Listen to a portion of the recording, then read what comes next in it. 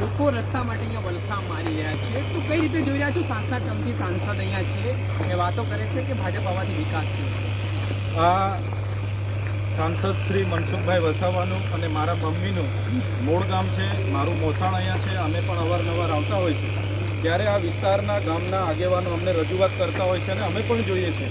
ઘણીવાર માતા બહેનો જ્યારે ડિલિવરીમાં સગર્ભમાં હોય, ડિલિવરી કરાવવા જવા માટે પણ 108 પહોંચતી નથી અને એમને ઝોલીએમાં લઈ જવું પડે છે, નાવડીમાં લઈ જવું પડે છે અને ક્યારેક એવા બનાવ બને છે કે મહિલાનું અને બાળકનું રસ્તે મૃત્યુ થઈ જાય છે.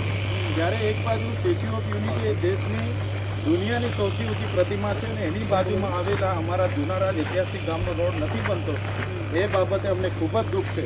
વહીવટીતંત્ર એક બાજુ ત્યાં રાતોરાત પ્રોજેક્ટોને મંજૂરી આપી દે છે, ગ્રીન કોરિડોર મંજૂર થઈ જાય છે, સફારી પાર્કો મંજૂર થઈ જાય છે, જીઓલોજીસ્ટ પાર્ક મંજૂર થઈ જાય છે અને અમારે તો ચાલવા માટેનો રસ્તો જોઈએ, જે મૂળભૂત જરૂરિયાત અમારી છે, એના માટે મંજૂરી નથી આપતું. ત્યારે અમને દુઃખ થયું છે અને એના લીધે અમે આજે સવારથી લઈને પદયાત્રા યોજી છે અને ડીસીએફ અને કલેક્ટર સાહેબને મળવાના છે.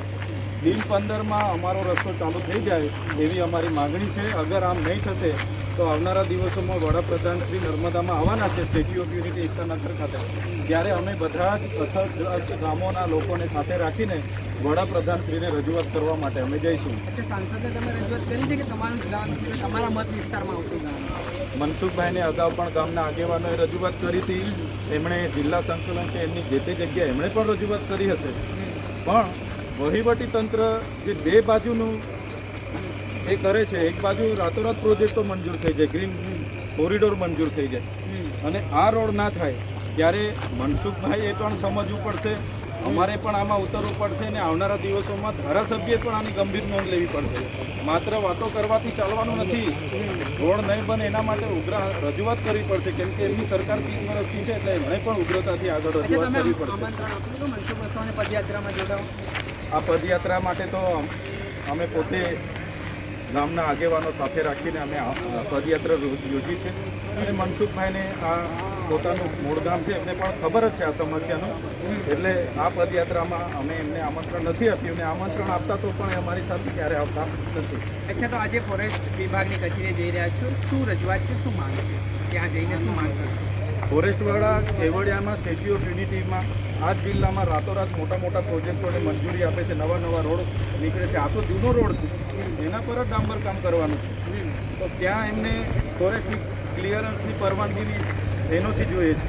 તો જે કંઈ વહીવટી નીતિ વિષયક બાબત હોય એ ફોરેસ્ટના લોકો એમની રીતે સંકલન કરે, પણ અમારા લોકોને રસ્તાની સુવિધા મળવી જોઈએ એ અમારી માંગણી છે. કેતરભાઈ, આનાથી પદયાત્રાથી ફાયદો થશે આગામી દિવસોમાં? પદયાત્રાથી રોડ બની જાય એટલે અમારા લોકોને ફાયદો થઈ જશે. કેટલાની વસ્તી છે ગામમાં? જુનારાજ છે, નીચલું ઉપલું જુનારાજ છે, રેરીસાલ છે, બમોદિયા 5 ખાડી છે, 12 ખાડી છે. ઘણા લોકો આ રસ્તે જાય છે. અહીંયા પૌરાણિક હાથિયા હિલનું જે નિવાસસ્થાન છે દેવહાત્રા, ત્યાં પણ હજારો લોકો આવે છે. એટલે આ રસ્તો બનવાથી આ વિસ્તારમાં પર્યટક પણ વધશે, સાથે સાથે આ જુનારાજને તો સ્વિટ્ઝરલેન્ડ કહેવાય છે, મિની સ્વિટ્ઝરલેન્ડ.